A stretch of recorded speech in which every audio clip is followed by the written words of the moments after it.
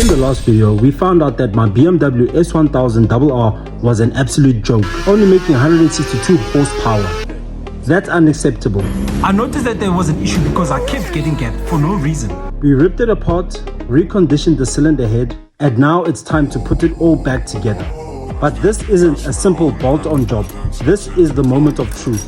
One mistake, one bolt torqued wrong, and this entire engine is toast. Will we get the timing perfect and bring this beast back to life? Or will this be a catastrophic failure? So check this video on how we were able to reach this insane horsepower.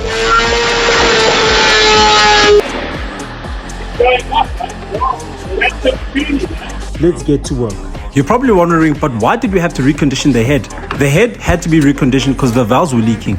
Why were the valves leaking? The valves were leaking because this bike has 80,000 kilometers on the clock. So it was about time for me to change them. Remember, if there's not enough compression from the valves, then during the ignition and compressed stroke, the piston will not be pushed down quick enough. Cool.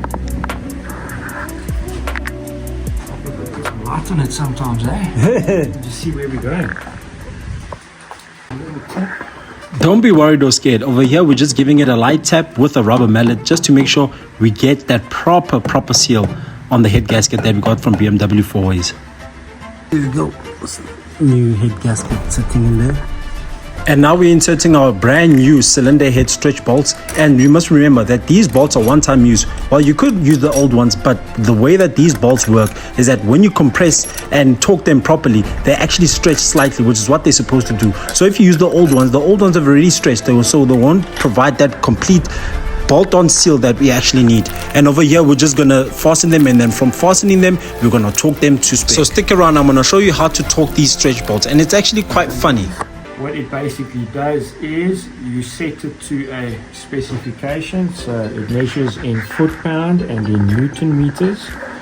So you turn it to the desired amount. So for our application, we're starting off with 20 Newton meters, sorry, that's 21.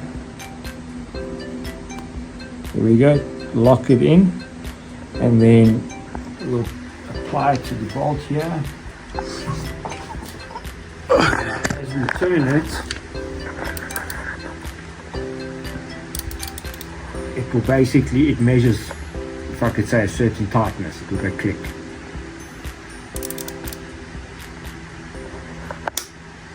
Once you hear that click, you know you're at 20 Newton meters, and then move on to the next one. And this is what's called torquing the head. Talking to the head. T-O-R-Q. Right? T-O-R-Q, torque. U-E, I think. Hey, I'm a mechanic, not an English teacher. But what would happen if we did not torque the bolts to the head? Do you know? Put in the comment section below. Or tell me if you've ever seen that before. We're basically just going to get everything down to 20 Newton meters. And then after here, we're going to do the degrees, and then we're going to go in a specific sequence. Makes sense. So basically what that means, after torquing the head, we're still going to pull them in even harder so that they actually seal off properly. Now we're going to be doing degrees. You do get a certain tool, a specific tool that goes on here that shows you your angle that you're turning at. But yeah, I've done this so many times, I do it freehand. So essentially what we're doing is, so we need to turn the bolt 90 degrees. So from here to there is 90 degrees. Okay. So I'll be turning the ratchet from here, in line there, 90 degrees. So we'll be going.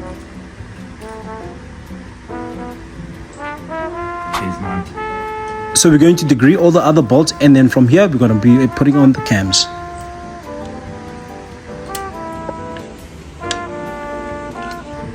With us putting on the cams now comes my favorite part of this video, the actual timing. Check this out because it's actually quite wild, but we'll explain it properly of how to do everything. So we're going to put on the caps, and then from the caps we're going to do the timing. Just want to check the timing. So we're going to set the timing on this side of the camshaft, which you actually need a special tool for. And then I want to check that the cam pulleys, that the marks are in line. So once that side is set, I want to see where the markings is on this side. I want to just see that they're in line. Okay. So it's like you're manually turning the cam now, Yeah. so that you can get. So I'm going to line it up here and then check over here and see how far they are out. If they are out. Because you need a special tool to do this, whereby it locks this side. And then you loosen these screws and then you can turn the sprockets or the gear on the cam. I hear you. But we don't have those tools, so I'm doing it. I'm reverse engineering. Nice. So you see that line over there? Yeah. And that line over there, if you look from here, it's got to be flush. Flush with the cylinder head. Yeah. That. Okay, yeah, that one and that one. Okay. Engine timing is really important, because if you get this wrong, it could lead to misfiring, or even worse, the valves hitting on the piston. Okay, so that marking is flush with the head.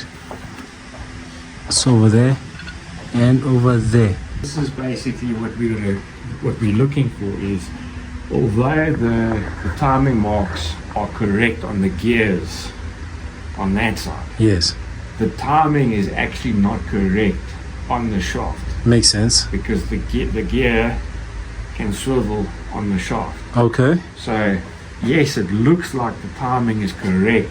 Yeah. But Once you, so you see yeah, this over there and that over there, there's no way. they need to both be flush with that. So we're actually out. So in a case like this, what's up? So now we're going to turn this, that this is a straight, turn those gears that they're straight To fit here. to suit you. Because the actual timing is marked over here. I was about so to that ask, yeah. BMW special tool basically clips over here, slots in there. It's one tool which basically holds that and holds that in place. Yeah. And then you set the gears. Makes sense. So your timing is actually set on this side over here, not On that on side. that side. You do that side second. You set it first here, you make sure that it's right here, then you adjust the gears accordingly. So if we didn't check this now and we just went, okay, It's fine. timing is left. Slap on everything. Meantime, we'd probably like one tooth out of each cam. Oh. And then start problem. No right, no round. Useless. Who's useless? And we're also changing the cam gears, right? Yeah. Cam gears and tensioner. No, cam gears, tensioner chain, and tensioner. Tensioner and chain. Yes. That's a tongue twister. So this one needs to go more that way. Yeah. Okay. Let's look here. Tedious task this, huh? Yep. It's also crucial to get it right, Or else. or else we start all over again. And another man. Here I thought fixing a bike was so easy, but look at the amount of effort that Dino actually puts in to making sure that my bike is good. So if you guys want to, you guys can just somehow follow him as well. Okay. See that it's all nice and parallel, and then obviously both lobes facing inward. Inward. Okay. As you can see illustrated in this picture, the number 1 and number 2. Where they bolt on, obviously those are normal holes, and these are almost oval. So you can adjust. Oh yeah. Okay. Check. Yeah. Okay. So just to give you an idea, You could. you see Yeah. the bolt is in, but you can still Move it around as in. move it around. Okay. So what the BMW special tool does, it locks it over here, and then you get another one that you put over here that you can turn and adjust. Okay. So now we know we are 100% straight on this side. We are going to set that so that it's flush, With the head. and then tighten it in place. Same as So we this. know that the timing is 100%. Perfect. Okay. Okay. Then we get our chain in after that. TD.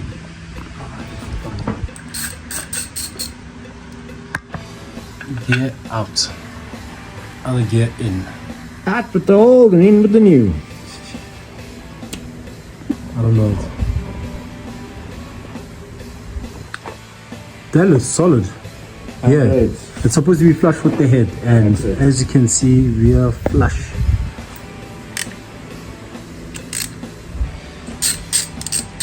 And that, ladies and gentlemen, is how you set timing on the S1000RR camshaft and camshaft gears without using the BMW locking cam tool.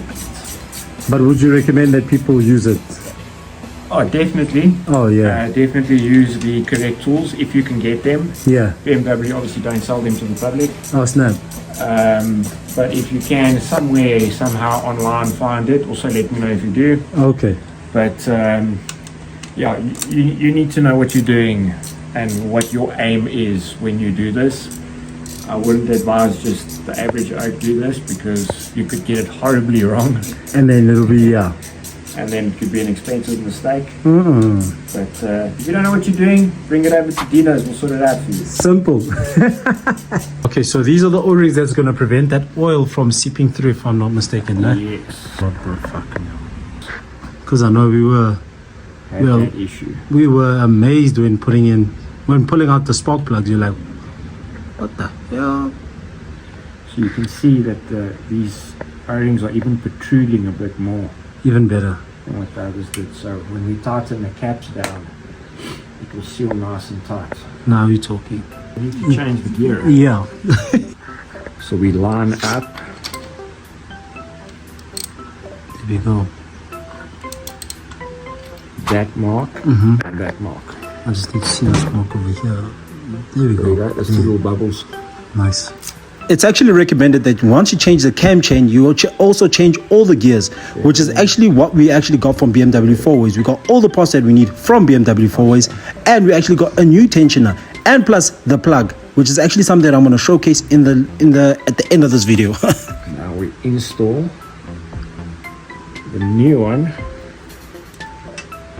exactly the same way we took the old one out. There with the marks. So now we're going to be doing the injectors. After the injectors, then it's going to be basically reassembly of the whole motor. So we've got our own, well, Dino has got his own homemade injector cleaner. Yeah. So we're going to show you how it works. Just make sure that the injectors are all clean, so that when we slap them back on, baby, it makes a big boom when you shift that shifter.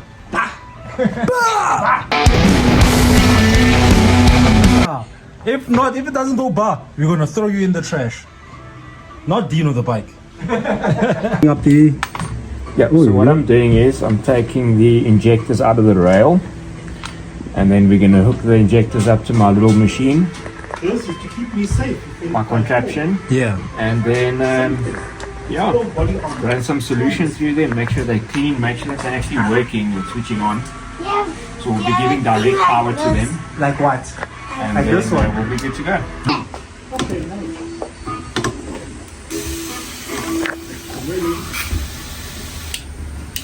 Hey!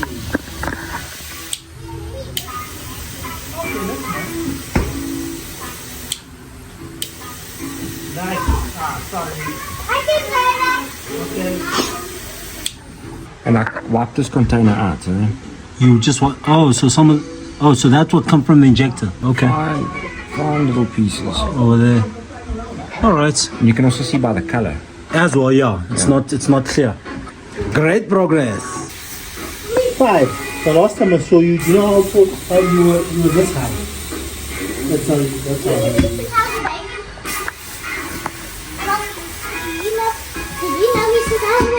Ideally, you want that straight downstream, Yeah. like a light fan on it. Yeah. The first 3 of them was like quite a big fan, and then the third one, or the one that we did, was a nice solid stream down, and then a slight fan. So that one was good, but the other 3 are a little bit fanned out too much. So what can we do about that? You have to replace it. There's nothing you can do about that. You have to replace them. If you want to change it, then you have to replace it. So that's not so. It fanning out like that. That's not good. Yeah, it's not ideal, it's not bad, but it's also not ideal. It's like sort of in between. When you have like a big fan and a big cloud up, that's not good. You want like a solid stream with Yes. a light fan. We're pulling out all the stops. If you guys are excited as I am to see this bike back on the road, just hit that subscribe button, and I think if you can, just like the video. This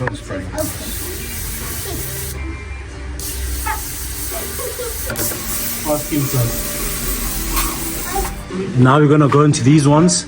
So this is the before, okay? Then we go to the after. That's after. This one is spraying quite nice. So you've got like two solid streams going down, you check, and then a light fan next to it. Almost like a little water cannon. So that's what we want. Yeah. Snap. Okay. So you see that one is now like just fanning. So it's just spraying out basically. You now. can't see the two streams, but you just see like one big fan. And that's not ideal. So basically, if I'm looking for some real cool roundings, I might need to just get another set of injectors.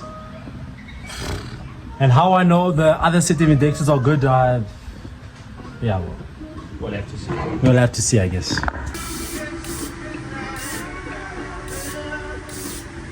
And then what happens is also when an injector, so when the solenoid doesn't close properly, okay, this is dripping now from the pipe. But when an injector drips like this, it's called percolating.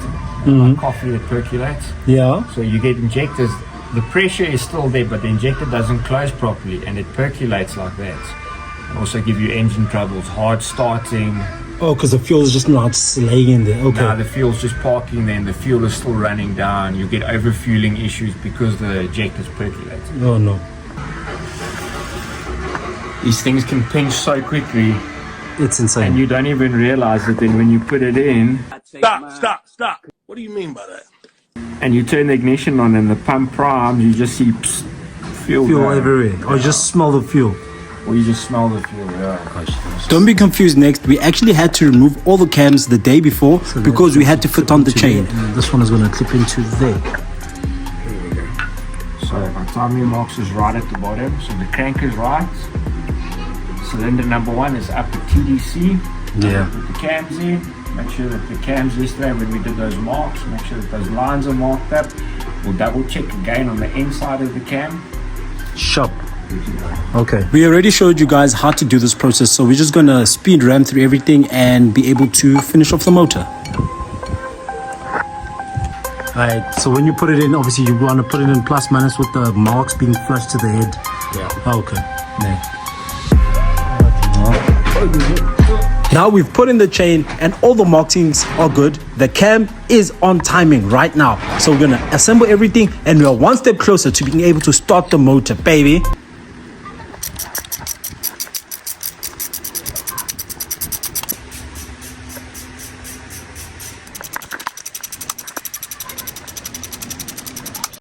Okay, caps on. Lacquer. Timing is still in place where we put it, tighten the caps down. Yeah. Line is still marked up, crank is locked. Happy. We're almost there. Alright. On to the next step, baby. Okay, so if you have a BMW S1000, maybe the 2010 to about 2014, right? I think it was a little bit earlier than that. Oh. Unfortunately, this is all we have for you for now. So catch the next video where we're actually going to be starting the motor and getting a test ride. Where's your RR? They're fixing it. What's talking about? They're fixing.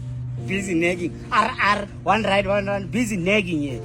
You don't have your RR right now, so you are no right, no round. Useless. Who's useless? Yeah.